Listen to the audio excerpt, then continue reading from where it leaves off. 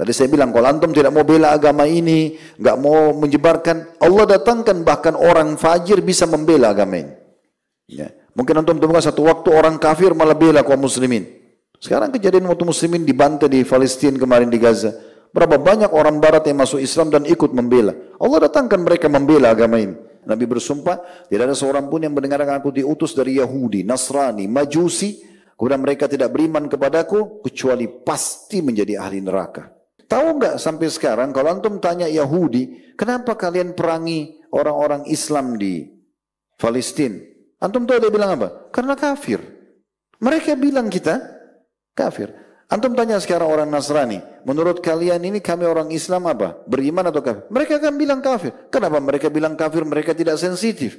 Kenapa antum sensitif? Kafir itu lawan kosakatanya beriman. Nggak usah tersinggung, kan gitu. Harus berprinsip sebagai seorang muslim. Benar nggak ini? Ah, bagus, sudah mulai ada dukungan.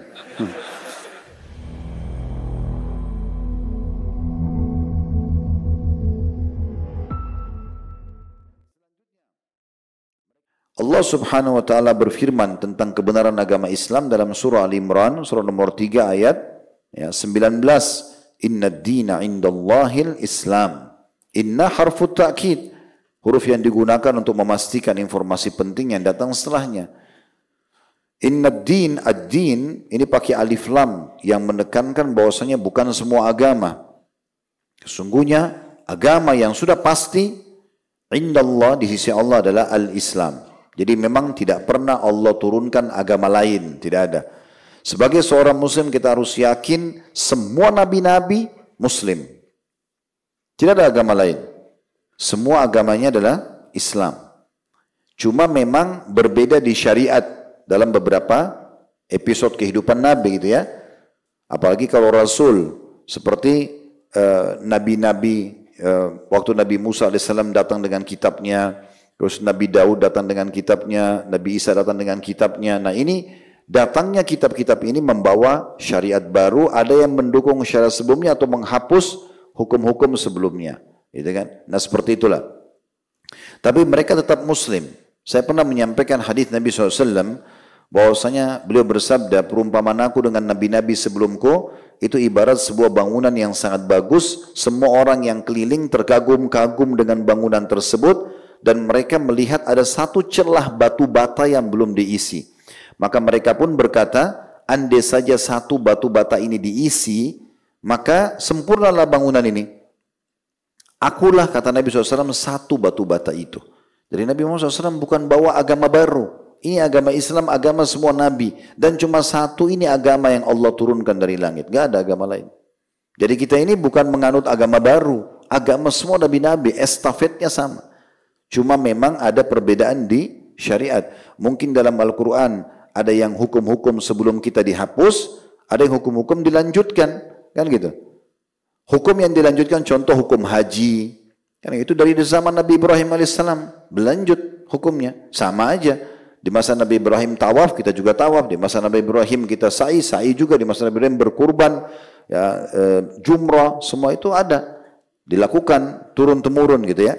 Ada juga yang sudah dihapus. Di masa Nabi Musa alaihissalam, Bani Israel yang turun dalam kitab Taurat, kalau mereka buat dosa besar, kalau mau taubat, itu bunuh diri. Allah bilang dalam surah Al-Baqarah, "Faqtulu anfusakum." Mau tobat nasuha, tobat sama Allah sambil bunuh diri. Waktu itu syaratnya begitu. Dihapus dalam kitab Injil, dihapus dalam Al-Quran. Kalau kita sekarang kalau buat dosa besar ya sudah antara kita sama Allah SWT dan yang kita lakukan apa? Kata Imam Nawawi lakukan 3 hal. Tinggalkan dosa itu seketika. Lagi zina berhenti, lagi bohong berhenti, lagi riba berhenti. Yang kedua sesali. Yang ketiga janji sama Allah tidak mengulanginya. Selesai. Diterima taubatnya. Jadi nggak perlu kita bunuh diri. Kita juga tidak ada pengakuan dosa seperti agama Nasrani yang datang kepada pimpinan agama mereka lalu mengakui dosanya, gitu kan? Kita tidak seperti itu. Kita antara kita dengan Allah Subhanahu wa taala. Dan siapapun yang memilih selain agama Islam pasti ditolak. Mau dia katakan dirinya benar, itu terserah dia.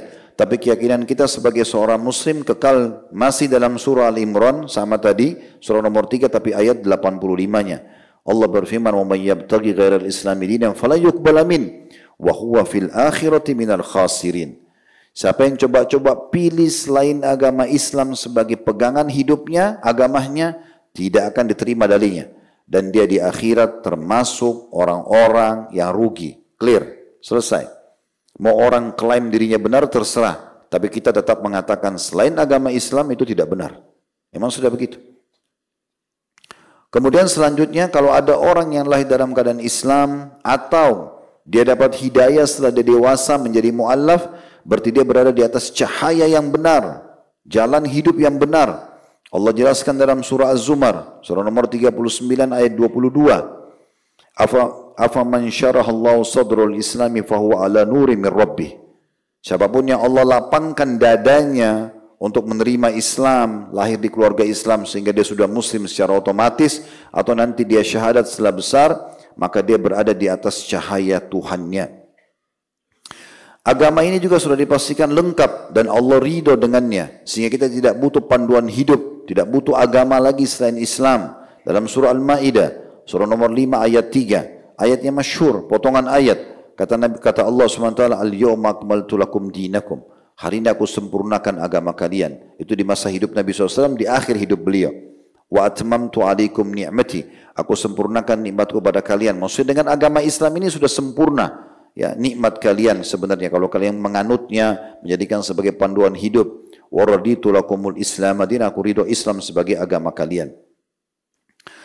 Kemudian dikatakan ya, dalam hadis Nabi SAW bahwasanya kebenaran agama ini akan nyebar.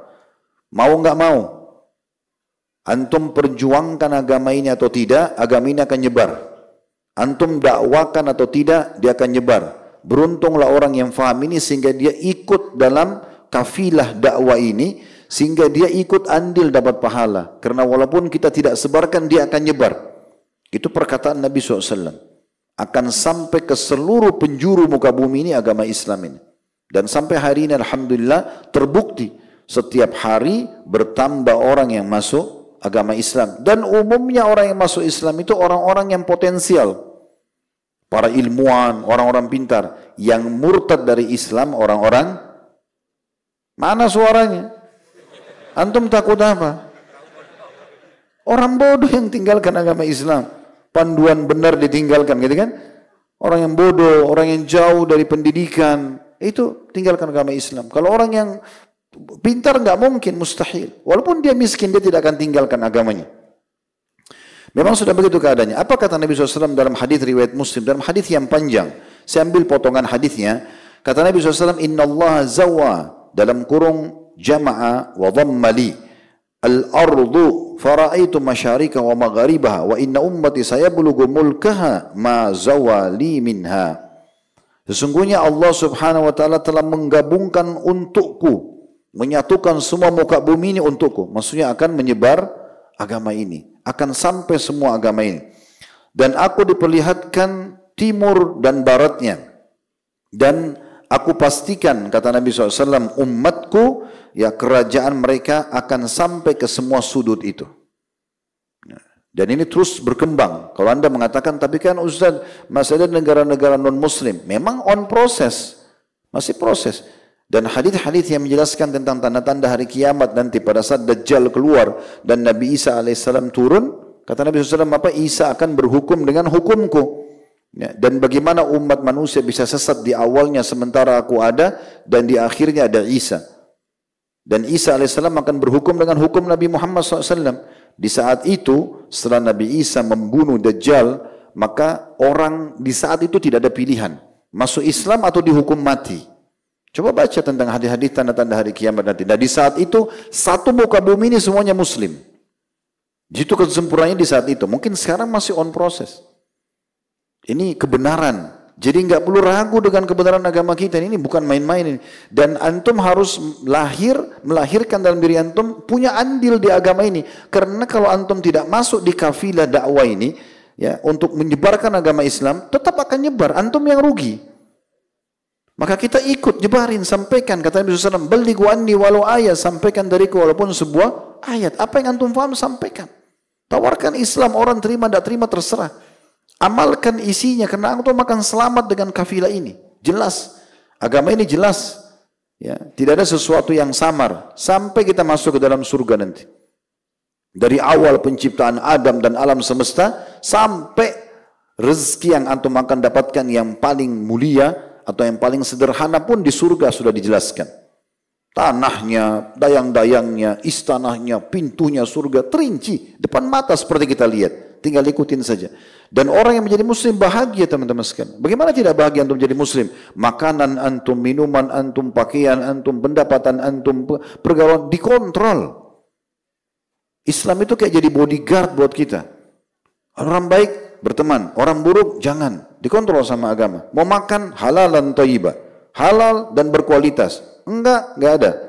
Ada toleransi, semua bagus. Pakaiannya disuruh bersih, tutur katanya disuruh santun, muamalahnya disuruh jujur. Apa yang kurang? Gitu. Orang bodoh yang meninggalkan agama Islam. Makanya tadi saya bilang orang bodoh. Gitu kan? Ini poin yang harus kita fahami teman-teman sekalian. Dalam riwayat yang lain, kata Nabi SAW, La yablughanna hadzal amr ma balagal laila wan nahar. Pasti kata Nabi SAW, perkara ini, ya, maksudnya urusan agama Islam ini akan sampai ya, dimanapun adanya malam dan siang.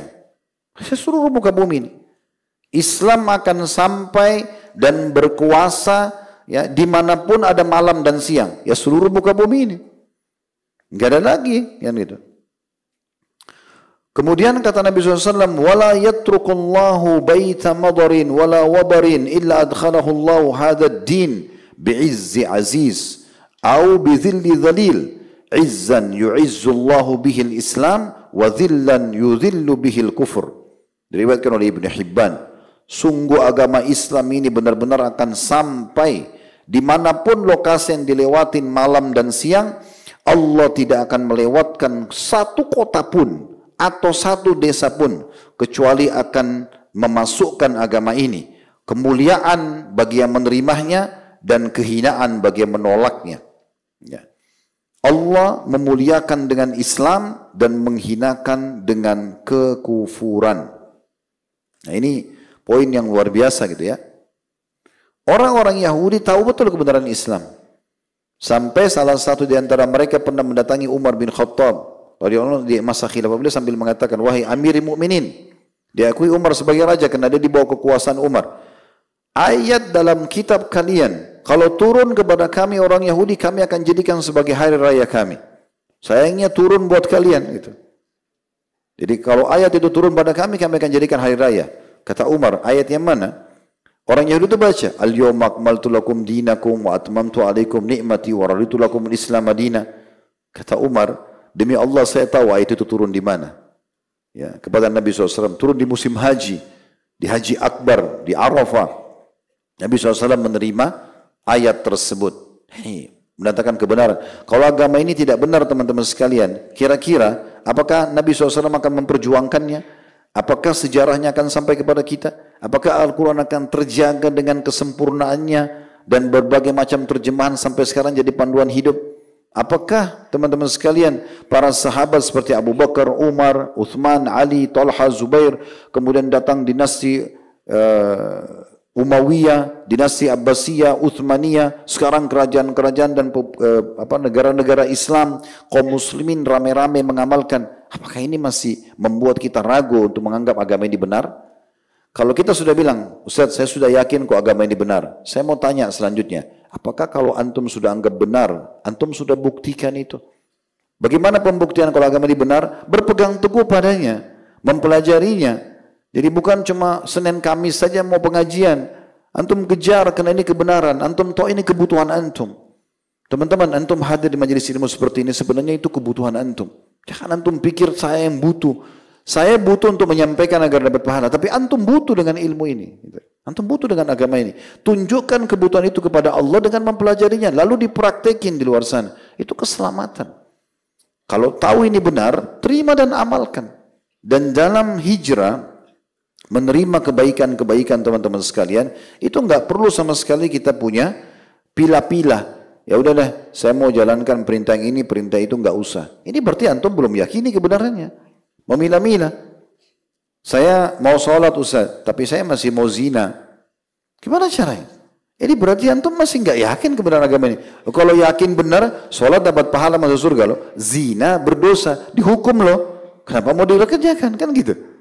Berarti masih ragu. Nah ini yang kita titik beratkan teman-teman sekalian. Jadi betul-betul kita meyakini tentang kebenarannya.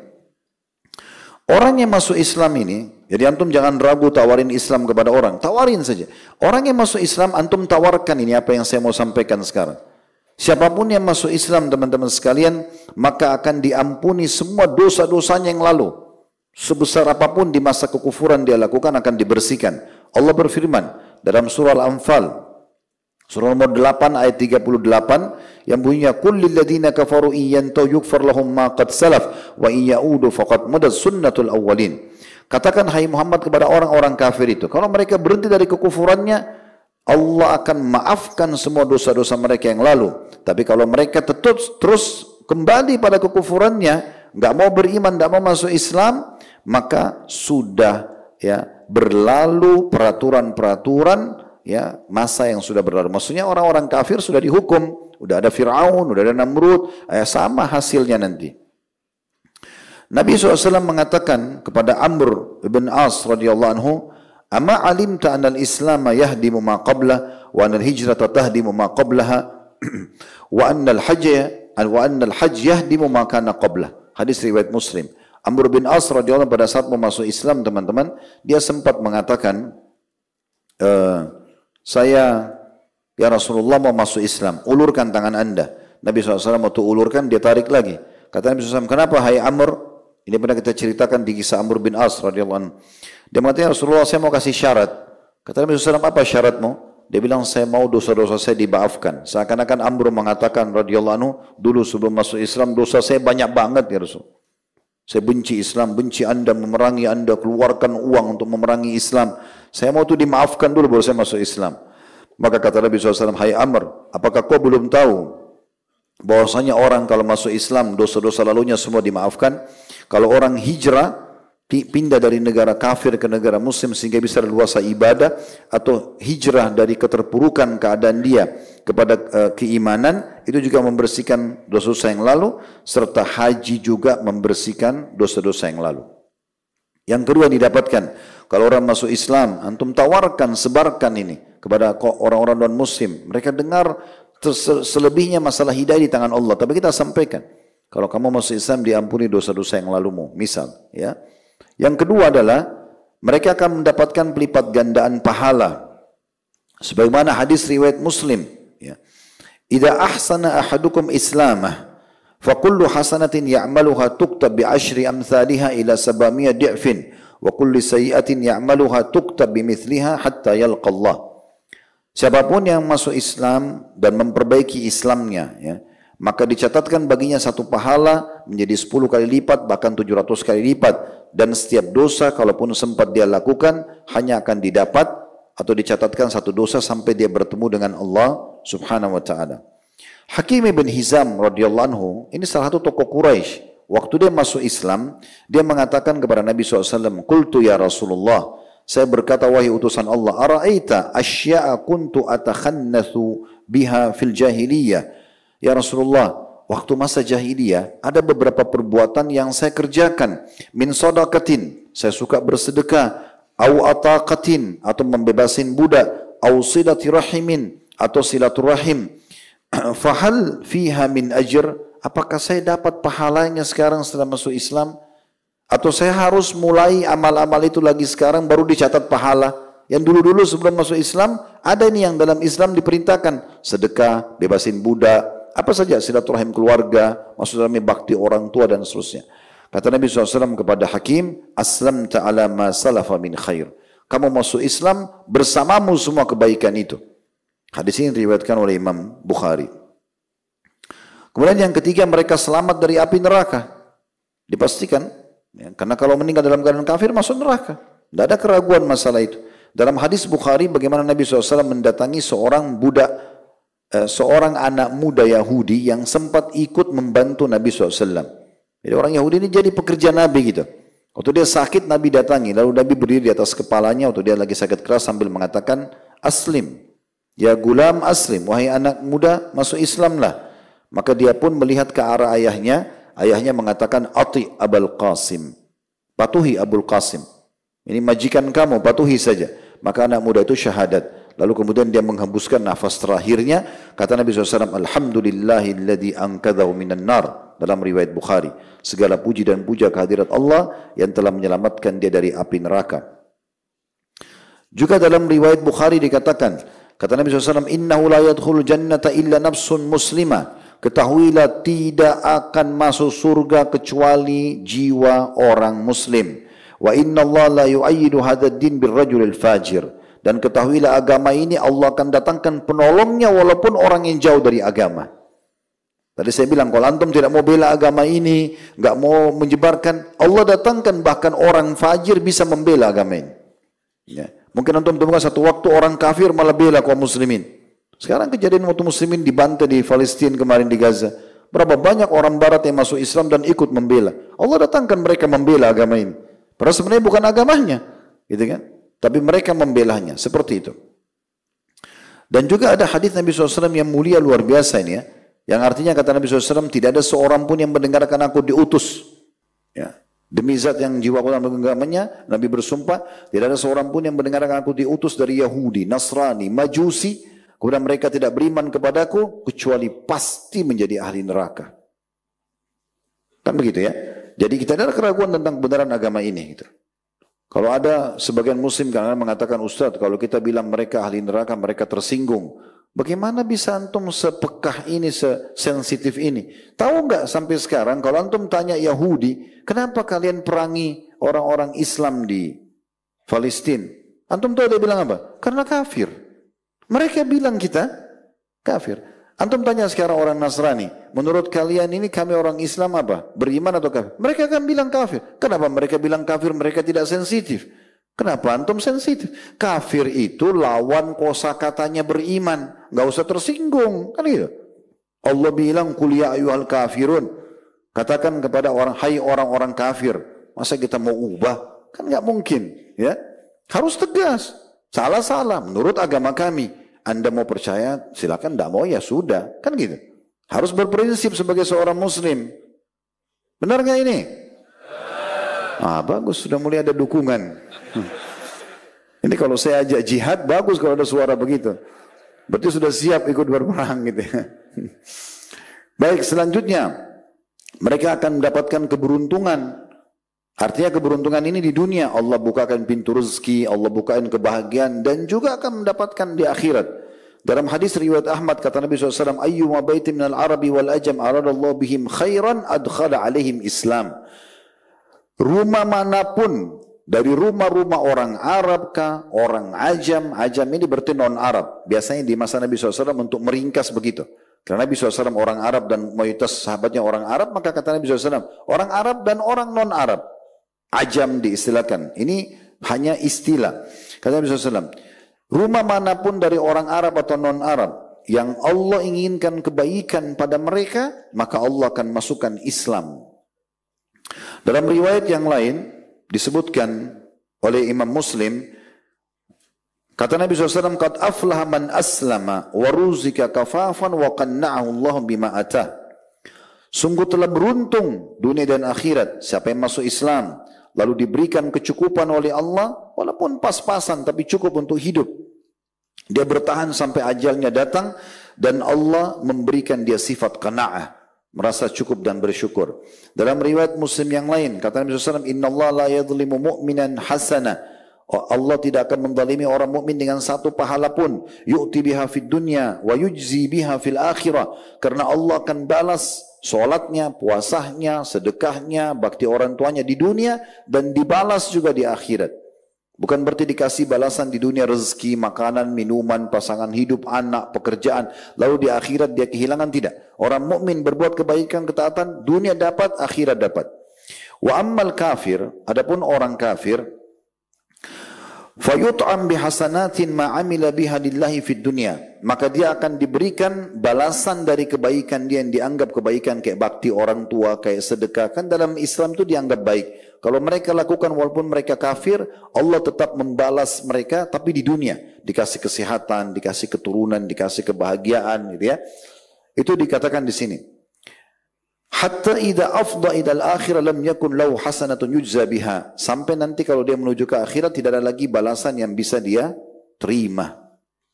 Tidak ada lagi balasan yang bisa dia terima. Jadi banyak sekali teman-teman sekalian keutamaan-keutamaan yang bisa didapatkan bagi orang yang masuk Islam. Dan kalau ada dari ahli kitab itu Yahudi, Nasrani, walaupun orang Yahudi itu mungkin masih jauh ya, tapi orang-orang Nasrani ini bisa kita sampaikan ke mereka karena mereka lebih lunak hatinya, lebih mudah untuk disampaikan kebenaran gitu ya. Sebagaimana Allah sebutkan dalam Al-Quran. Maka mereka kalau masuk Islam, mereka mendapatkan 2 pahala masa kenabian. Itu disebutkan dalam hadis yang sahih. Karena tadinya mereka beriman pada risalah Nabi Isa, sekarang mereka beriman pada risalah Nabi Muhammad sallallahu alaihi wasallam, seakan-akan mereka hidup di 2 masa kenabian. Ini bagian masuk Islam tentunya.